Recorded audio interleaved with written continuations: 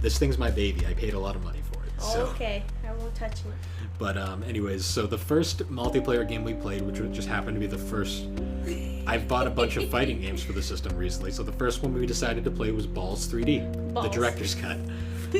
And if anyone knows anything about Balls 3D, it's balls. yeah, it's not a good game. It's bad in every way. I don't know, I liked it. Yeah, because you were really good at it for some reason. For some reason, I am the master of it. I beat Bill every time. Yeah. But what's funny about Balls is it was a early attempt at a 3D fighter. Yeah. But what makes the gimmick with Balls is literally all the character models are made of spears. Yeah, they made of balls. So, and the game's soundtrack is all like sex noises. It's really it's such a a weird game. experience.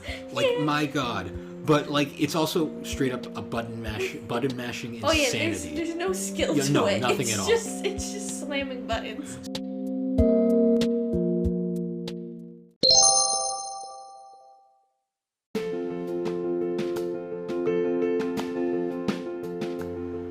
Hey guys, and welcome back to the Gaming and Collecting Podcast. On this episode, me and Alex are going to be discussing the 3DO interactive multiplayer system. Quite possibly one of the most obscure systems ever made that was a failure in its day, but nowadays kind of brings back some nostalgic memories from a different time in video game history. And during this episode, we'll be discussing some of the memories we had, playing some of the games for the first time and getting a first overall experience. Because for this episode, this is going to be the 3DO experience. Once again, guys, thank you for joining us as we discuss the games that shaped us.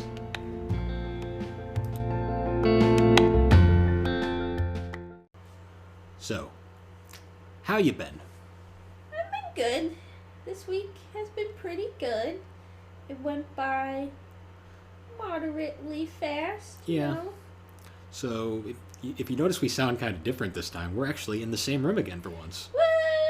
We're in the same room. Yep, and we're spending the weekend together for Memorial Day weekend, so Yes. it's been nice just to have some time off from work, see each other again. But Yes. we're not drinking right now because it's still pretty early in the day. Yes. Maybe later. Maybe later. But yeah, I mean, not much happened this week. I mean, the drive up here was pretty insane. Just Yeah, lots of police officers. When I left for work yesterday, there was like a ton of police officers. you know, it's so funny. I didn't see a single one. I just saw a No? bunch of morons on the road There just were a doing lot of nuts, morons, yes. doing like crazy stuff. So. Yep. Oh man, but other than that, it wasn't too bad. I mean, it's unfortunately raining the entire weekend, I which is a know. bummer. I know, it like kind of stinks because we were planning on maybe doing some hikes and some biking, but getting out. that Lunch. is out the window.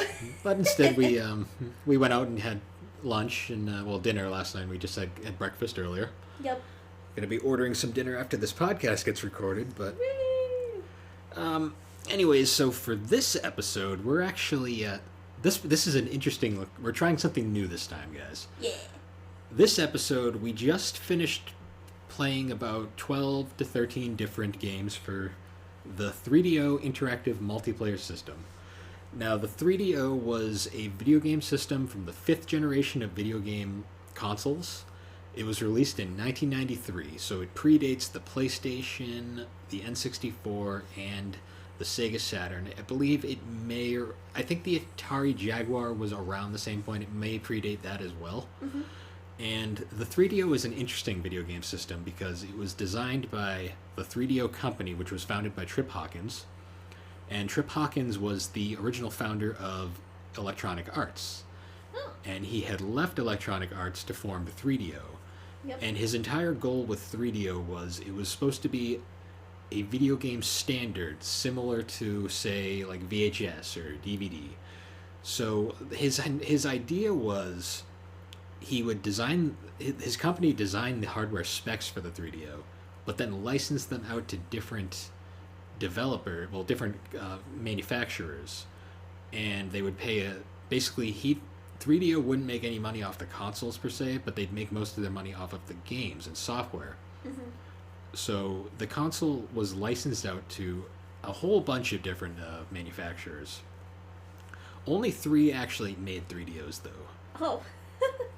I mean, there was a bunch more that licensed it, but only 3 actually made a functioning 3DO. Oh, okay. That was Panasonic, which is the most famous 3DO, and it was also the one we played today. Well, Panasonic actually made 2 models. They made the FC1, which is the front load one, which looks like a VCR and is incredibly high quality. Yep. Then they made the FC10, which was the later budget model, which had a top loading disc tray, and it was much cheaper. Yes. Then there was the Gold Star, which was which was the much cheaper option compared to the higher end Panasonic, but also the build quality was significantly lower. Like the Gold Star I would not recommend unless you're a hardcore 3DO fan who just wants to have another 3DO. Yep. But and then the final one was the Japan only Sanyo 3DO. Oh.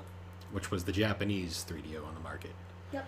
But the one we played was the FZ1, which was also the infamous. It's probably the most iconic 3DO, like the one that when you think 3DO, you see the FZ1. Yep. The problem is though the FC1, because of how the licensing fees worked, the only way a company like Panasonic would make any money off of the units was they had to sell them for what they were worth. So the 3DO at launch was $700 or $600. Oh my god. Yeah, it was $699 at the time, which would be it's like adjusted to like something like $1,200 nowadays. Yeah. Wow. So it's not a question why the 3DO failed. Yeah. Ugh. Which, to be fair though, it did still sell 2 million units. Wow. So it sold something. Like there's 3DOs. It did sell, but not as great as the other consoles on the market. And by the time the PlayStation, N64, and Saturn came out, it was very clear that the 3DO was not the most powerful system on the market at the time. Mm. I mean, it was impressive for the time, but it also wasn't... It wasn't going to cut it. Like, there was no way the whole idea behind 3DO was going to work. Yeah. Because gaming is always evolving. Yep. So, unfortunately, the 3DO failed, and it was pretty much off the market by, like, 96, I'd say. And, unfortunately, there was actually a proposed successor, the M2, but that never came to fruition, although I do think its hardware was used on a few arcade boards for cool. a short time. But other than that, getting into it, so we basically just spent the last 2 hours playing a bunch of 3DO games that I have currently. Yep. And it was interesting because I've played a lot of them, not all of them, but some of them it was my first experience with. But this was mostly Alex's first time experiencing the 3DO, so it was kind of an interesting look. Yes. So obviously, first things first, what did you think of the actual appearance of the system itself? I mean, I agreed that it looked like a VCR. When you pulled it out, definitely looked like a VCR. And it has a very aggressive disc tray. Disc tray. It was very assertive, and it didn't like a lot of the discs you wanted to play. So my particular 3DO, I've noticed if the discs are not perfect, the 3DO rejects them, and like when the 3DO does not like a disc, it just like literally like its tray just shoots out, and it basically like if it can't load the disc, it just shoots it out. So it's like sometimes you gotta like wipe the disc off, put it back in, try again, it won't load, try again. I've noticed it was mostly an issue with the Crystal Dynamics games for whatever reason. Yeah. But I've nicknamed my 3DO Princess because it acts like a princess sometimes. It's picky, and it doesn't always want to play the games I can get it to play. Nope. But actually, the first thing we did with the 3DO was we actually put in a soundtrack disc. Yes. Because the 3DO actually has like a spectrum analyzer, which kind of is, in layman's terms, it's basically when you it's kind of like one of those things that it puts like visual effects on the TV while it's playing music. Yep. And the 3DO is one of the first like consoles that had a really like fancy one. Mm-hmm. So we didn't have a CD on hand, so we used the Persona 4 soundtrack for my copy of Persona 4. So Alex has a copy of Persona 4 just chilling here, and the Persona 4 game came with like a sampler CD that had a bunch of the songs from the soundtrack on it. So we just used that. Yep. And the spectrum analyzer on the 3DO is actually really cool. Like it has like 3 different variations. It's got like this weird like kind of like waveform thing, which actually takes the 3DO logo, which is those dots. It's like a yellow, red, and purple like geometric shapes, and it kind of like does like waveform patterns with that. Yep. Then there's one that's like this weird kaleidoscope thing that's like all like weird and trips out, and it's like this is neat. Yeah. And then there's another one which takes that logo again and turns it into a kaleidoscope. So it just basically combines the two elements and makes it even to an even more trippy mess. Yeah, and it's funny too because we're listening to Persona 4 soundtrack, which is amazing. Like we were listening to Heartbreak Heartbeat. Yes. We actually recorded an Instagram live video that I might post later on. Well, it'll probably go up way before this even goes live, but it's interesting to say the least. Yeah. But so after that, then I thought it would be cool if we put in the pack-in game for the original 3DO, Crash and Burn.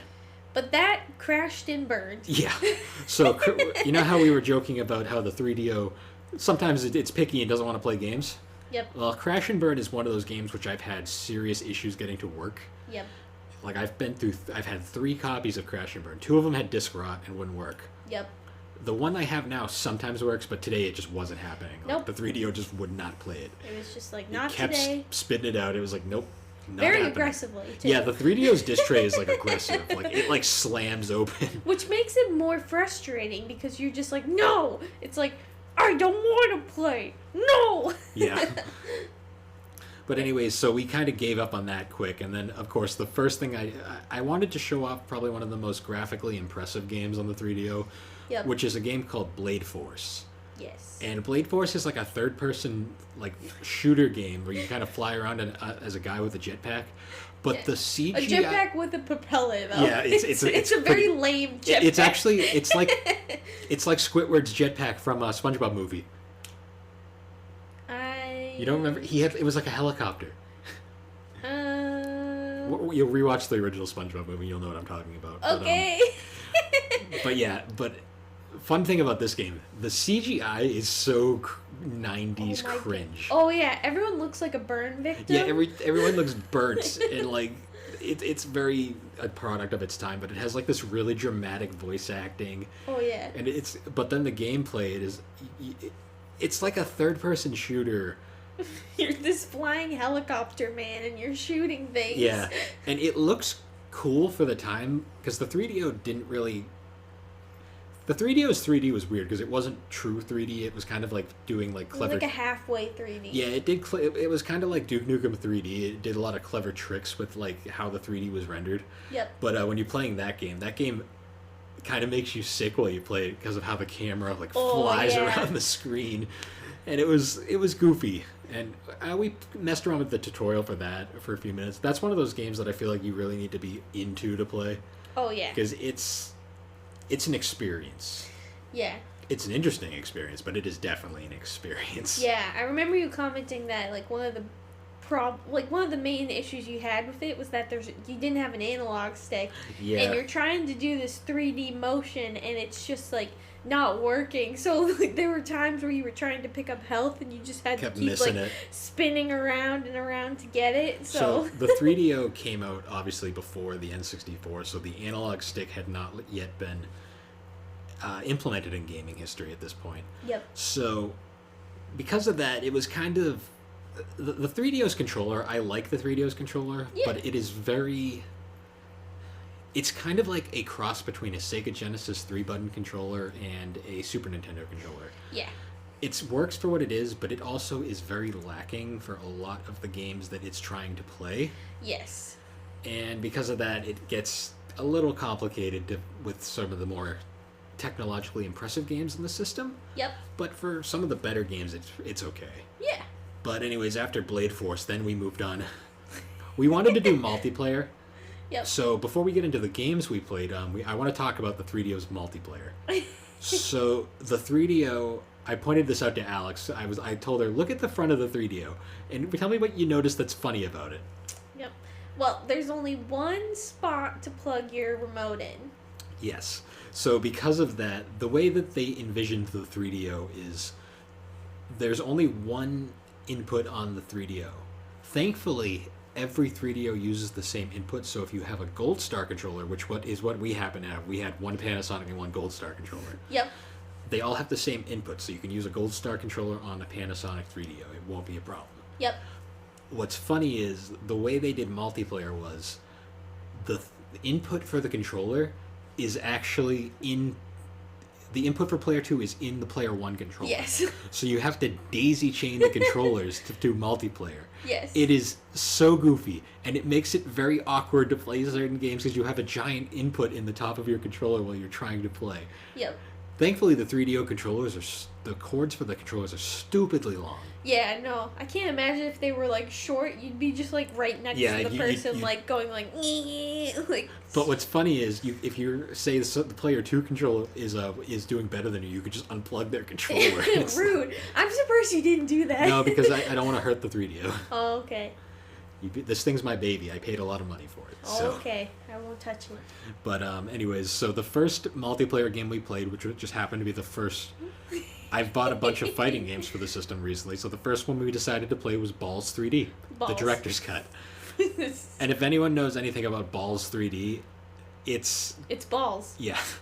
It's not a good game. It's bad in every way. I don't know. I liked it. Yeah, because you were really good at it for some reason. For some reason. I am the master of it. I beat Bill every time. Yeah. But what's funny about Balls is it was a early attempt at a 3D fighter. Yeah. But what makes the gimmick with Balls is literally all the character models are made of spears. Yeah, they're made of balls. So, and the game's soundtrack is all like sex noises. It's really it's a weird game. Like my God. But like it's also straight up a button mashing insanity. Oh yeah, there's no skill to it. No, nothing at all. It's just slamming buttons. So we're like flailing around. We did like hyperspeed mode. It was like yeah, there's multiple speeds. It's like there was slow, medium, and then hyper. We tried hyper once, and I went, no. Let's go back to medium. Yep. But, yeah, like, there was one point where you got me in a stun lock, and neither of us could get out of it. Oh, yeah!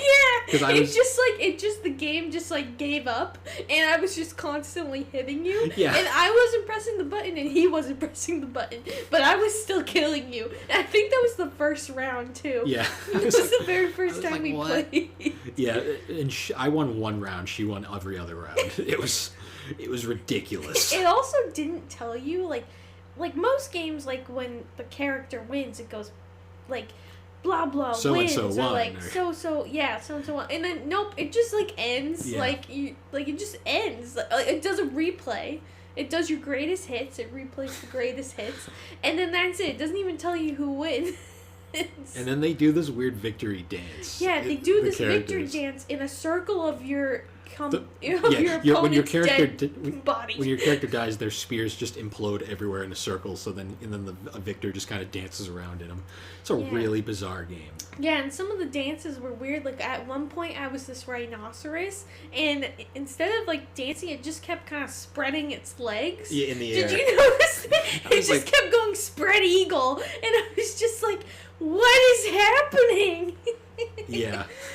The zombie was just like making zombie like. Yeah, it was just noises. making these zombie grunts. It was like. This game's very uncomfortable to play. Oh yeah, no, and it just like it wasn't even gratifying to win though, because like it didn't even say like you win. It was just like play again. And so I think how many times did we play? I think we played like 3 rounds. We played like 4 rounds. 3 or 4 rounds. They went very quickly too. Like it's just nonsense. Yeah, I don't know how I was winning. I just kind of kept like dodging, using like the guard, and then like buttons. mashing like the kick, and like I would guard, jump away, and then mash the kick, and then kind of just keep doing that until eventually I killed you. Yeah. Yep. Yeah, that was an odd experience. So then after that, I decided we're going to play a real fighting game. Mm-hmm.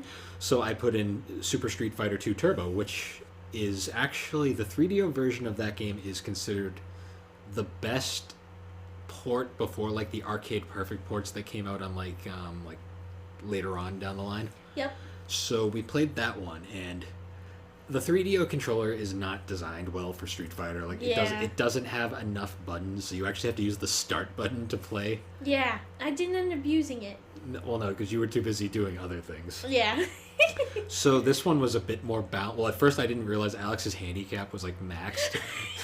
So she like annihilated me on the. Who was I playing? You were playing as I played the first round as Ken, and you were and I was Zangief. Zangief, yeah. And she just annihilated me, and I was like, okay, like how did she pull that one off? And then we went to the menu, and I realized her handicap was set to max, and I was like, oh, okay. So we set them back to normal for both characters. Yes. And then the next round you played as Chun-Li. Yeah, I kicked her ass as Chun-Li. And then who was I? I was like the long hair. Oh, yeah, you were Blanca. I was Blanca. I did not like playing. No, you couldn't figure Blanca out. Yep.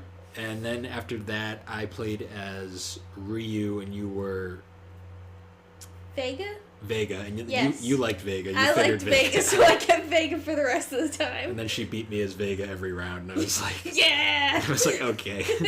She's figured it out. Yeah, but we had set my handicap back, so it wasn't like I was playing on the 10 stars either. We were both down to 4 stars. And at the last round, you had switched to Chun-Li again, because that was because I was good at Chun-Li. And I still won! Yeah, so that was entertaining, and that version of Street Fighter, there's this weird Capcom fighting controller, which is really awkward looking, but it has the right layout for Street Fighter. I gotta track it down at some point. Oh, is it for the 3DO? Yeah, it was designed by Capcom. Made a controller specifically to play. That's smart. To play Street Fighter. You can find it's really weird looking though. Oh, it is. I'll show you a picture of it later. Okay.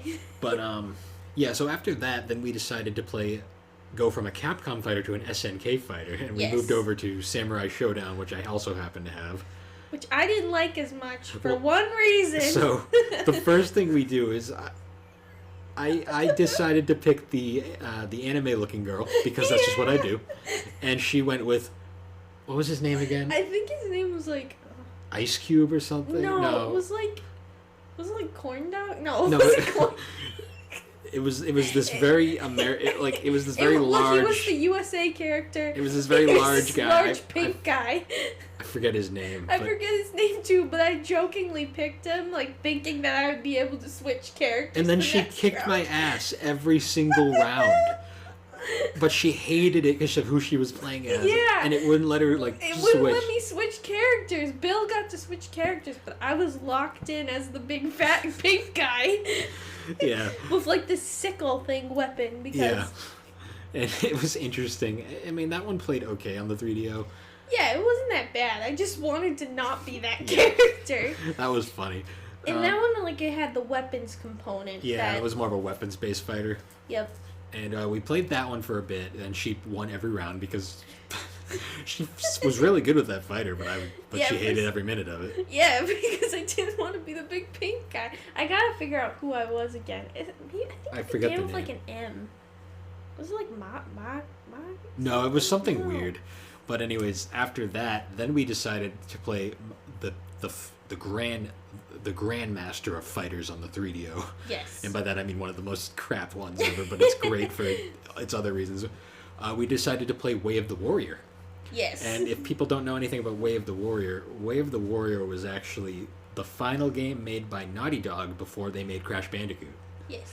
And it is a Mortal Kombat clone that was, I believe, all the fighters in the game are friends of the studio, and I believe one of them was actually played by Naughty Dog co-founder Jason Rubin, which is really entertaining.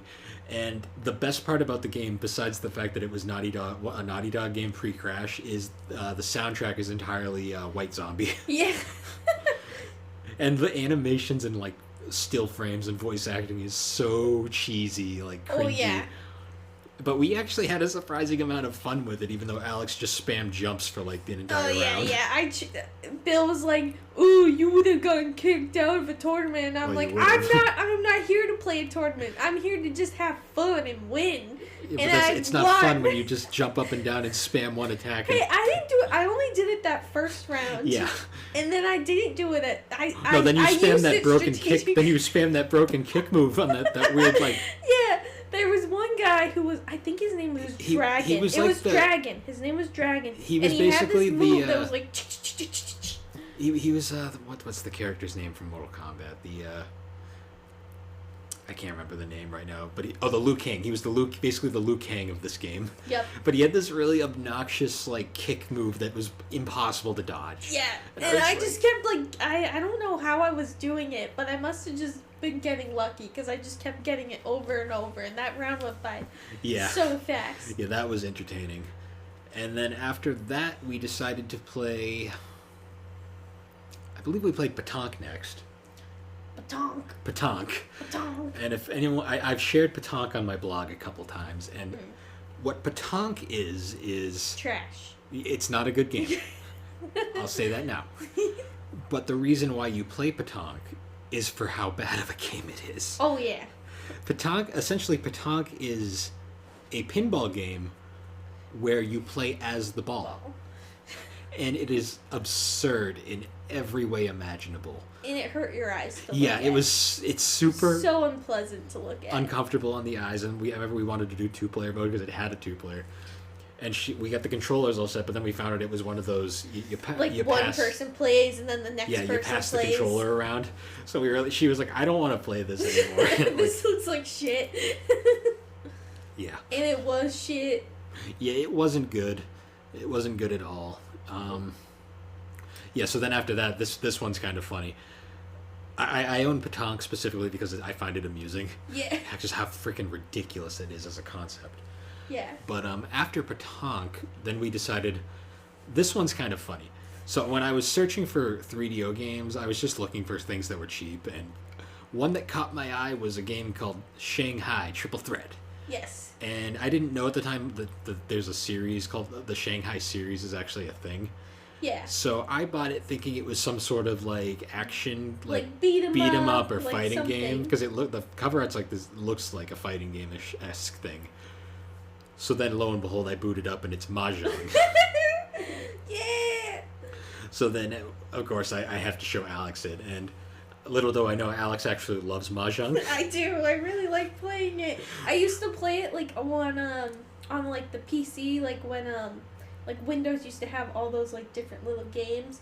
Mahjong used to be one, and I used to play it all the time. Yeah, and it was it was funny because of course then we start playing Mahjong. Yeah, we just get super into it. Yeah, because the music is really catchy, and then of course I'm trying to play it at first, and Alex keeps pointing out where the things are, and then I'm just like, how about you just play it? Yeah, so I was just playing it.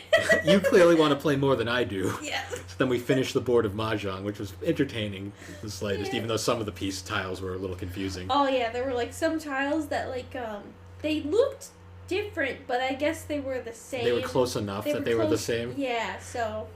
But it was surprisingly fun for. I mean, I paid $5 for that. Yeah, I think it was a good return on your investment. Yeah. I had a good time. It was entertaining, that's for sure. It was surprising how like weird it was. Yeah, especially like looking at it, especially like the intro to the game as well. It didn't make me immediately think that we were gonna play Mahjong. Like I was just like, I don't know what this is. This could be anything, and then it pops up, and it's just like you're like Mahjong, and I'm like, all right, let's play. Yeah, and the music in the background is like so catchy. Like it's like it's just this repetitive loop, but it keeps you. It never gets old. Yeah, like you just constantly like. This is fun. I like this. Yeah, we're just like bobbing our heads. And it's like super chill. Like the only downside is you're playing Mahjong on a 3DO. it's like you're going way out of your way at this point. Honestly, it was a lot of fun. Yeah, I kind of want to play it again. Yeah. I know. Too bad it's packed up already. That and balls. Balls.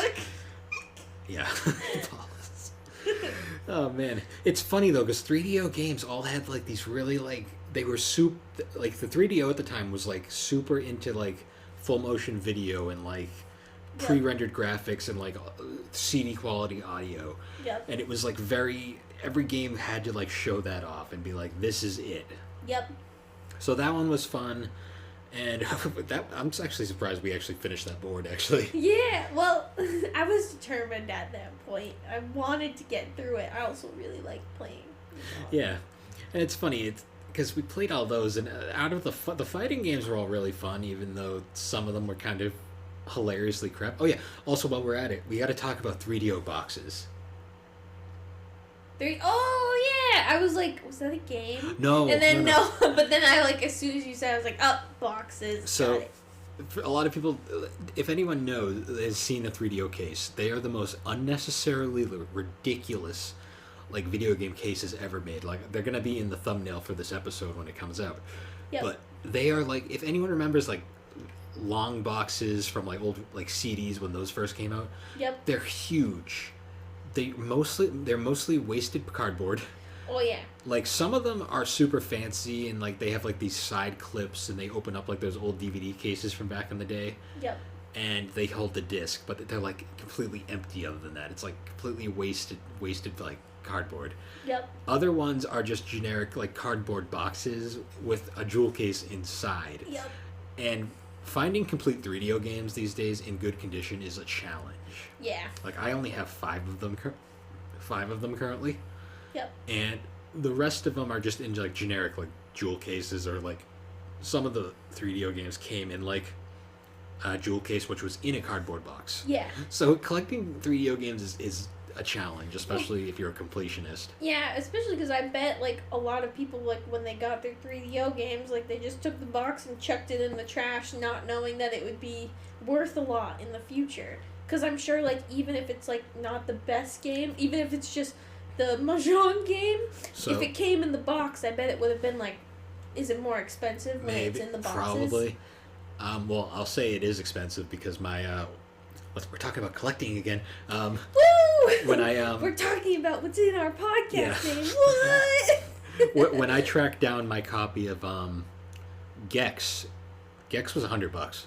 Oh wow! Really? My complete copy of Gex. Dang. We'll be getting to Gex later, but and then there's 2 3DO games I wanted complete in the box. I wanted Gex complete in the box, and I wanted Way of the Warrior.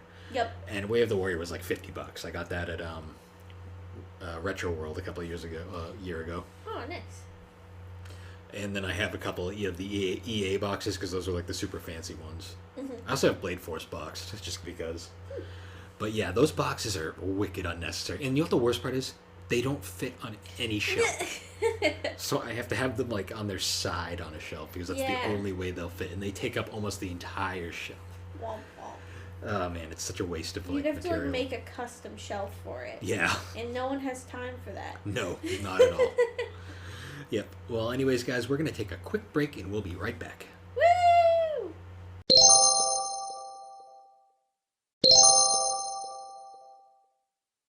And we're back. We're back.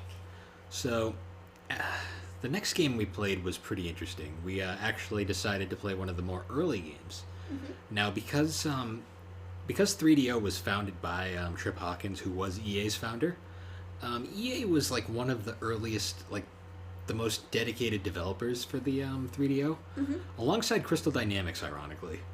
But so a bunch of EA games came out on the 3DO first, believe it or not. Yep. And one of the ones we played was Road Rash. Woo! And Road Rash is a classic series. I mean, motorcycle racer. Yep. But what's fun about the 3DO version is the full motion video scenes. Yes. So there's like full motion video of like actors recording different. We apologize. There's a dog in the background. Don't mind the dog. Sorry. So, yeah. So anyways, all right. There's full motion video.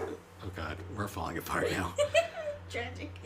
There's full motion video of like motorcycle things and like Soundgarden like playing throughout all these scenes. So it's like Rusty Cage blasting, and it's great. But then you get to the actual gameplay, and because of how the game streams the graphics, they can't stream the audio at the same time. So all the actual race sections just use like the 3DO's sound card. Yep. So there's such a shift between like the different segments. Yeah. But I was distracted while I was playing, so I missed and like wiped out hard. Yep. And just like straight up, they actually recorded a full-on like video segment for when you wreck, and it just showed the guy crash land on a dumpster. Yep. And just wipe out. It's like, you wrecked. Also, all like the little character model, like images, like during like the pause screens, everyone just has these wonky faces. Yeah, it's like very stylized for like very 90s. Yeah. But there was also, like, there's throughout the levels, because you're, like, one of the levels we did, you're going off, like, these country roads, and there's just random people walking across the street. I ran over a grandma. She's dead. Like, I was, like, trying to dodge, and all of a sudden, the next thing I know, I hear a woman scream. I'm like, oh! I was like, oh! Ooh, that had to hurt. I know, that was, like, really fun. Well, I was surprised when you played it, and you're just like, yeah. Like, I just see people, like, hit you, and I was like, wait, did they just try and punch you? And you're like, yeah, it's part of the game. Yeah, and like, that's what's Road Rash. Crap out of people. Yeah. And I actually won that race, too, which was great. And there's, like, a full video section for when you win. That grandma's sacrifice was not in vain. You won. Yeah, but that's, like, a classic for the 3DO. We didn't play it in this session, but another classic 3DO game for the time, like a series that actually debuted on the 3DO was actually Need for Speed. Oh, really? Yeah, the first Need for Speed came out on the 3DO first before it got ported to every other system. And that's actually one of the more graphically intensive games, too, because it's all full 3D, and it's fun on the 3DO. I'd say the PlayStation version's probably, and PC versions are probably better, but... Yeah. Yeah, so that's classic. EA really did pump out a lot of games for the 3DO during its time before it failed, because it had a Madden, it had a FIFA, it had all sorts of games. Wow. So then after Road Rash, then we decided to play one of the most infamous games on the 3DO. So, you know how I said 3DO has probably the greatest port, one of the best ports of Super Street Fighter 2 Turbo? Yes. Well, it also has quite possibly the worst port, or at least one of the worst ports, of Doom. Yes. Now, 3DO Doom is kind of a game I have a fascination with, because, for all intents and purposes, 3DO Doom is a steaming pile of trash. Yes, it did not look like you were having a great time playing it. So 3DO Doom, there's a lot behind 3DO Doom. It has a tragic backstory. It really does. So... 3DO Doom, for starters, I'll explain why it's so bad. 3DO Doom, it doesn't play on full screen. It's like a reduced screen in the game. Yeah. The frame rate is incredibly inconsistent and sloppy. Yep. The controls are sluggish. It doesn't look great. No. And it basically, it struggles to run. Like, the 3DO struggles to run Doom. Oh, yeah. Which is confusing because Wolfenstein also came out on the 3DO, and it ran perfect. Yeah. So it was proven that the 3DO could run games like this, and then even like Blade Force was more graphically intensive than Doom, and it looked better. Hell, even Need for Speed looked better. A lot of Doom, the 3DO should have been able to run Doom. Yes. But of course, when you find out about the backstory behind Doom, it makes sense. It makes sense why it was so horrible. The 3DO version of Doom was licensed out by a company called Art Data Interactive. They're mostly known for making 3DO Doom. Yep. And they hyped up their version of Doom for having all this added content, like a story mode with full motion video cutscenes. You can actually find pictures of some of the proposed like cutscenes. It's actually really funny and ridiculous. Yep. But the guy who ran Art Data, he had all these great ideas. Yes. But he didn't know a thing about game development. He could not execute. No. So they farmed out development to a company called Logicware. Yep. And which basically all Logicware provided was one of their programmers. Yep. And this poor soul, I believe her name was Rebecca Heinemann. She basically was the sole programmer for the game, which is interesting because she also programmed the excellent Doom ports of Out of This World and Wolfenstein, actually. Oh, wow. But for Doom, basically all the I forget the name of the guy who owned Art Data, but basically all he gave her was a couple of assets and a copy of PC Doom, and basically just said, make it work, and you have Good this luck. incredibly strict deadline. Have fun. Oh. So she basically had to, after trying to explain to him that that's not how game development works, he basically was kind of like, yeah, make it work. Yep, he was like, make it work, or you die. No. So she basically had to get the Jaguar port, like the Jaguar source code for the Jaguar version of Doom. Yeah. Now, fun fact, pretty much every console port of Doom out there, with the exception of the Super Nintendo port, is actually all based off of Jaguar Doom. That's funny, I didn't know that. Jaguar Doom was actually made in-house at id, which is why it's actually one of the best ports of Doom out there. But because of that, so she basically 3DO Doom is based off of Jaguar Doom. Yep. But the timeline to actually get the thing to work was not going to happen. Nope. Like, it's amazing that the game runs at all. Yeah. It's impressive that it runs at all, to be honest. She must have, like, worked her butt off. Pretty much. Probably didn't sleep much to do that. No. I feel so bad for her. Everyone, just give Pray. a little pray for Rebecca. Well, she's given great interviews about the project, but actually, believe it or not, the one thing that this game actually has going for it is the owner of Art Data wasn't a great game developer, wasn't a great game designer, businessman, but he was a good musician. Yeah. He had like a church band, I guess. And because of the time crunch, Rebecca Heinemann couldn't like program the music on 3DO. Yep. So she actually got the CEO of Art Data to play the songs with his band. So they actually, because of this, Doom 3DO Doom has probably one of the best versions of the Doom soundtrack. Yeah. Like it is. It's like the only redeeming factor of it's the only factor that makes it not the very, very worst. Basically, Doom game. the only reason I say 3DO Doom is better than Saturn Doom is because of the soundtrack. Yep. Because the soundtrack, it's weird. It's like very loose interpretations of the music, but it's got like this weird like 90s like hardcore like rock like vibe to it. It's like super catchy. Especially my favorite song on the soundtrack is Kitchen Ace, the 4th level theme. Yep. It's like so catchy. Like when we played, I literally got just a Kitchen Ace just to hear the music before we called it quits. Yeah. But yeah, 3DO Doom is an experience. It's one of those things where actually I say you should experience it once just to understand. Yeah. Oh man, it's fascinating as it is brutal. Yeah. Poor Rebecca. I feel so bad for her. I'm sure she got paid. I hope so. We'll find a decent enough for it. Yeah. But anyways, after that, I wanted to show Alex a good first-person shooter on the 3DO. So I decided to play PO'd. That's PO'd, not Poo'd, as I've seen some people refer to it as. I think Poo'd actually fits it better. Especially based off one of the first enemies you encounter. So, PO'd is a first-person shooter that's very surreal in design. It's very much... It's kind of like a parody of the first-person shooter genre, to be honest. Yeah. So it's like... You take place on this like weird spaceship. Yep. And your only weapon you have is a frying pan. And all you can do is jump. Yep.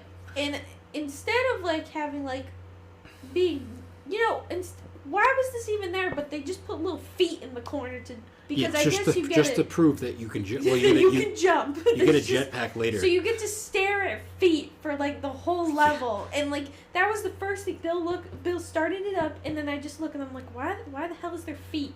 Yeah, and I'm like, it only gets worse from here. Oh god. So then we go down, and I have to show her the first enemies. So there's 2 enemies. There's this weird like red alien-looking thing that you take out, and then there is the most infamous creature in this game.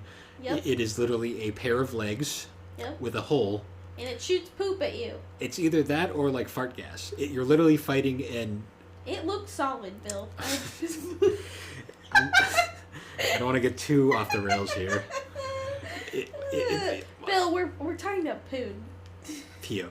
It's Pood in my mind. The enemy is literally an anus that shoots with like teeth at you. It is very... It's like, what were they thinking? Obviously, they're thinking about...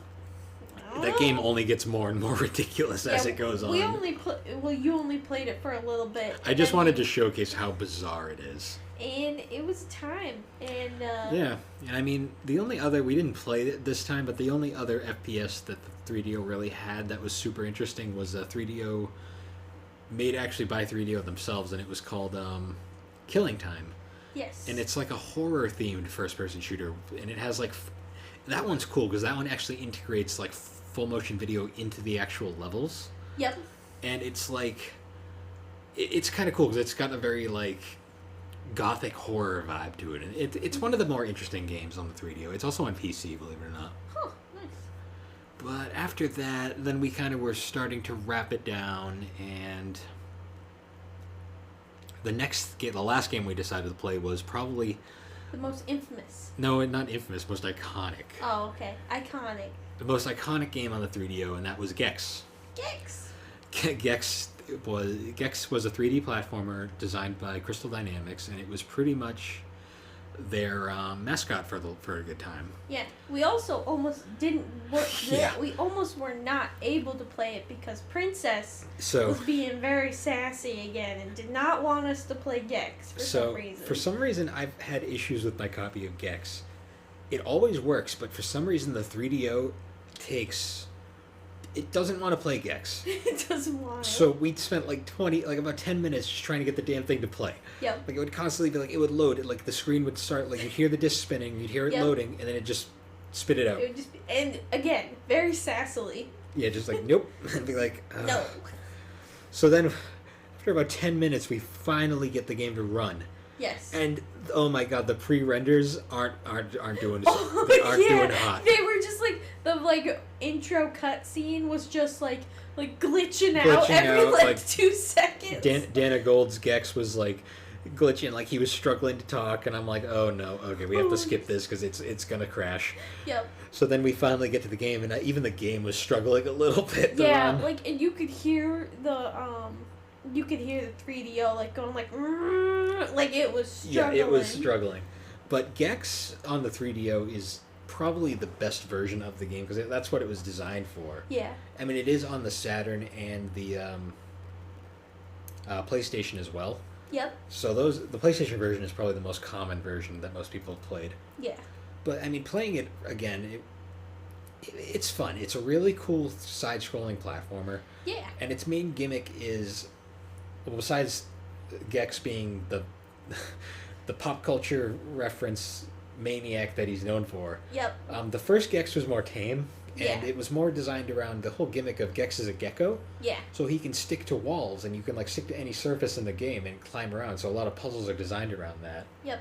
And power-ups, you have to eat the power-ups with Gex's tongue rather than swipe them. And it's a really fun game. It's a really solid side-scrolling platform. It's kind of like Donkey Kong Country. It has pre-rendered graphics. Yep. And it's pretty fun. I'm not going to lie. Even though the sequels are probably better overall. Gex 2 and 3 are probably better games. Yep. But everywhere needs a start. And it was the start. And it's still enjoyable to play. Yeah, it was fun. And it's probably the most expensive 3DO game I own. Just because that boxed copy was ridiculous to find. Yeah, I'm sure it was. But it's so awesome to have for the collection. Yeah. But yeah, that was probably the last game we played. And what were your thoughts on the 3DO, honestly? Honestly, I thought it was pretty fun. I was expecting it to be horrible, just because, and some of the games were. Yeah, some of them were. But there was a lot of good ones, and also games where I'm maybe I want to pick up it kind of inspired me to pick up some fighting games now. Just to try them anyway. Yeah, just to try them out because I don't know, it hasn't really been a game series a genre that I really draw to, and it made me want to play it. Also made me want to play Mahjong again. Yeah. Quite a bit. Oh man, Mahjong was surprisingly fun. I don't know why that game was the one that stuck with us the most. Yeah, I really want to play more. It's funny though because I'm a hardcore 3DO kind of enthusiast. I love the system for what it is. Yeah. And I'm very much a fanboy of the system. When I got my 3DO a few years ago, I got it complete. I wanted the FC1 really bad because that's the most iconic 3DO. Yep. The most high quality premium one. And I finally got one, and it's such a unique system too. Yeah. It's a shame it failed. I mean, I get why it did because the $700 price point just wasn't cutting it at the time. What's funny though is most of the best 3DO games have been ported to PlayStation and Saturn. Yep. And the bad ones haven't. Yeah. Patonk has not made its way to any other system. And I hope it never does. No. It should. That was an idea that was very much a fail. There's a reason why it went away. Yeah. It was bad. Very bad. I'm surprised we had that much fun with Balls, to be honest, too. Honestly, Balls was pretty fun. If they fix some things, I could see playing it, again. if they fix some things. I also won every time, which is very enjoyable, especially when I'm playing against you. Because most of the time when I play against you, I always lose. So it was kind of great for me.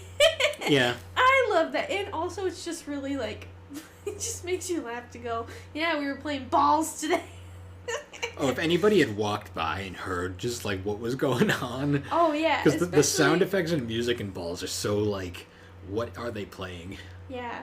It was a time. It really was. Like, I didn't... honestly, this was an experiment. I just wanted to see how it would go. And honestly, I want to do this with other consoles now. Yeah, no, I think this would be, like, a really fun thing to do, like, to play some games and then talk about it and reflect. So yeah, especially hope you guys enjoyed it. Especially from someone who has had no experience pre-hand. Yeah. Because the 3DO is it's interesting in a lot of ways. Like the console itself is fascinating because it's kind of cool, like from a hardware standpoint too, because the power cord is hardwired to it. Yeah. So you can't replace the power cord. Nope. But it's cool because the actual like the composite cables, the red, white, and yellows. Yep. Those are like not proprietary.